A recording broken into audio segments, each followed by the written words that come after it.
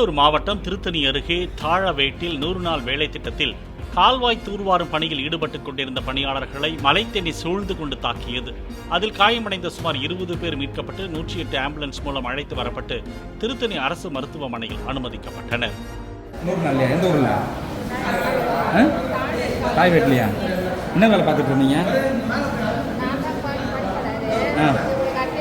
நீ பணித்தள பொறுப்பாளரா? உன் பேருமா? ஆசா. நீ அங்கே வேலை பார்த்துட்டு இருக்கும்போது குழந்தை எப்படி இருந்துச்சு? அங்கே எந்த இடத்துல இருந்துச்சு? வந்துதா? நீங்கள் எதுவும் போயிட்டு எதுவும் க்ளீன் பண்ணும்போது வரல? எல்லாமே தேனி. எத்தனை பேர் கிடச்சிது மொத்தம்? மொத்தம் 20 பேர் இருந்தாங்க. இன்னும் இருக்காங்களா? நிறைய பேர் கிடச்சிருச்சா?